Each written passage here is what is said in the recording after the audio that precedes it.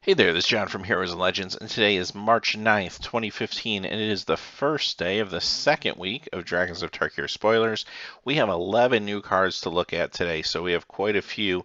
We might as well just jump on in. Real quick reminder though, if you haven't already, great time to subscribe to the channel. We're going to keep putting these spoiler videos out, and we had a great week last week with a total of 8 spoiler videos, counting the PAX panel video. So we're going to keep doing this as things keep coming at us. And let's see that first card. It's Surge of Righteousness. 1 white, 1 colorless. It's an instant. Destroy target black or red creature that's attacking or blocking, and you gain 2 life. So it's a color hose card, and these cards are nice because it does teach new players to the game the color pie, and that basically red and black are the enemy colors of white.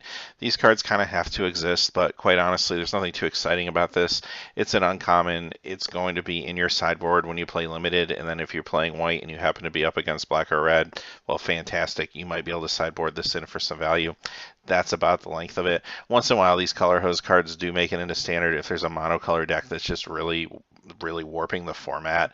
I don't really see that happening with cons being in standards, so I don't think that's going to happen at all. Our next card is Encase in Ice, 1 blue, 1 colorless. It has Flash, it's an enchantment aura. Enchant red or green creature. When it enters the battlefield, tap the enchanted creature, and the enchanted creature doesn't untap during its untap step. So again, another color hosing card. It's going to sit in your sideboard for limited. That's probably about it. Next one is Mirror Mockery, and this is kind of a cheap clone, but it's got some strings attached. 1 blue, 1 colorless, enchant creature. When an enchanted creature attacks, you may put a token onto the battlefield that's a copy of that creature. Exile that token at end of combat. So it can do a couple things here. You can put it on your opponent's creature, and then when they attack you with it, you have a blocker that can match the creatures. That's kind of cool. Or else you put it on one of your creatures and really try to bash in with extra creatures. Going to work great with dragons and cards that have the deals combat ability or when it attacks ability. So you're going to be able to double up on those abilities. So it's a really cool card. They were very careful to not make it Splinter Twin by keeping it subjective to the combat phase. So that's probably a good thing, but don't expect it to do anything massively broken or probably really see any constructed play. Our next card is Solemngar's Scorn, 2 blue. It's an instant, and as additional cost, you may reveal a dragon. If you don't reveal a dragon, it's basically a force spike for 2 blue. If you do reveal a dragon or you have a dragon in play, it's a counterspell for 2 blue. So it can be pretty powerful. Counterspell obviously is a great card if you have a dragon in play or you want to reveal a dragon and reveal some information in limited. That's a great card. In constructed, I don't really see the counterspell piece of it happening with dragons. However, possibly a control deck could want a copy or two of Force Spike for 2 blue in their deck.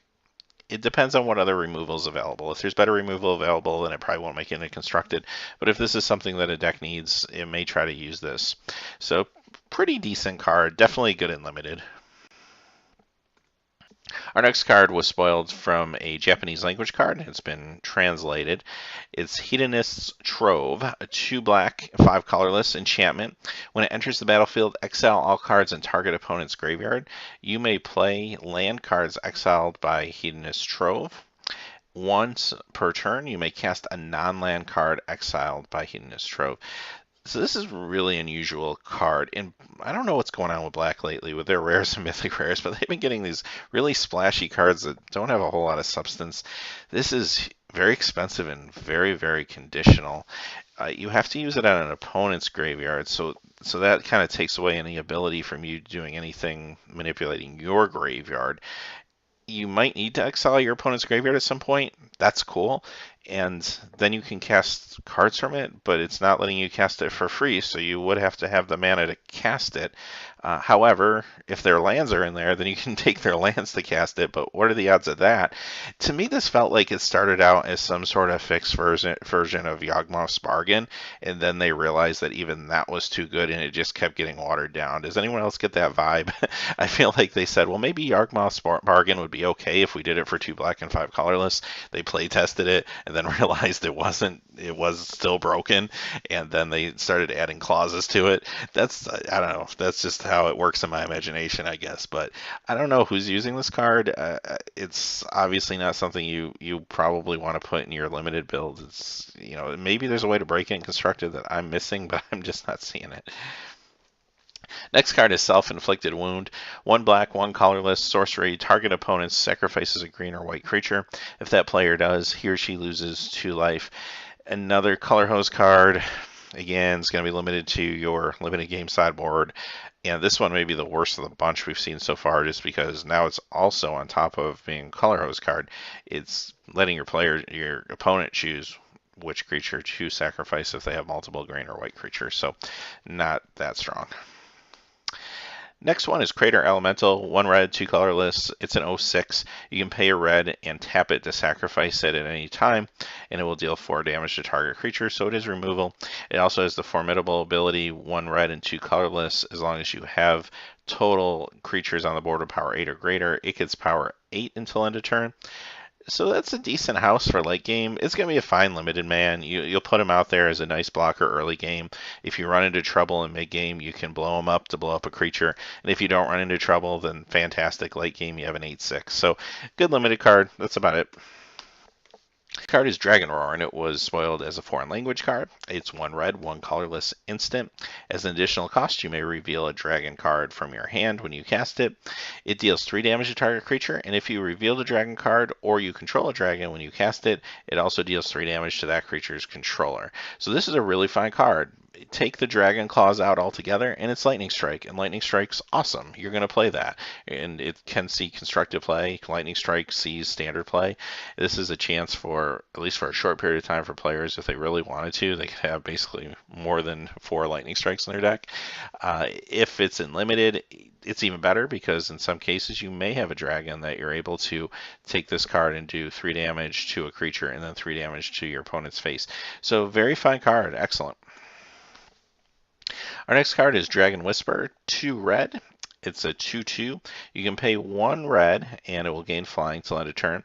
And then it has kind of a pricey version of Fire Breathing. For a red and a colorless, it gets +1/+0. It also has the formidable ability, 2 red and 4 colorless. You can put a 4/4 red dragon token with flying onto the battlefield. And of course, you can only do that if you have creatures totaling power 8 or greater. This is a mythic rare, and I don't really see this going into standard. It's possible if there's a really strong red aggro deck or red aggro / burn deck out there, then maybe it plays a couple of these and puts them out there and makes them fly and tries to come across for some quick damage. It's possible, but for the most part, it is a very good limited card. You'll play this in limited, even if you're just using it as a 2/2 flyer that you can pump up a little bit, and then maybe late game you have the ability to maybe start making 4/4 flyers. It's pretty decent. And our next card is Display of Dominance, 1 green and 1 colorless. It's an instant, choose 1, destroy target blue or black non-creature permanent, or permanents you control can't be the target of blue or black spells your opponents control this turn. So it's another one of the color hosing spells. It's going to be sitting in your limited sideboard for when you need it. This one may be a little better than some of the others because it does give you a little more versatility, which is different, especially compared to the black one, which really feels like maybe the worst of the bunch.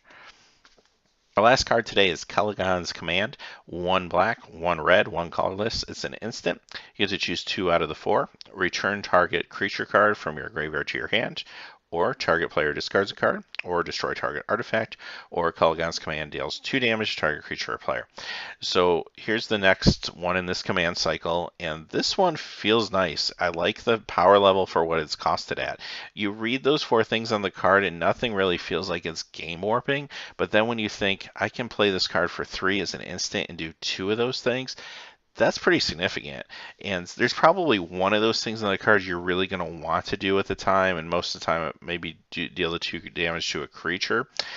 But you do that, and then you get a bonus out of it. Make a player discard a card, or return a creature card from your graveyard to your hand. So I really like this one. I think it potentially could see some standard play. It's definitely a huge card in limited and can possibly swing a game. So having said that, that's all our spoilers for today. Please continue to watch for more videos. We'll be putting them out as spoilers come out daily. Thanks for watching. Please remember to like and subscribe, and have a great day.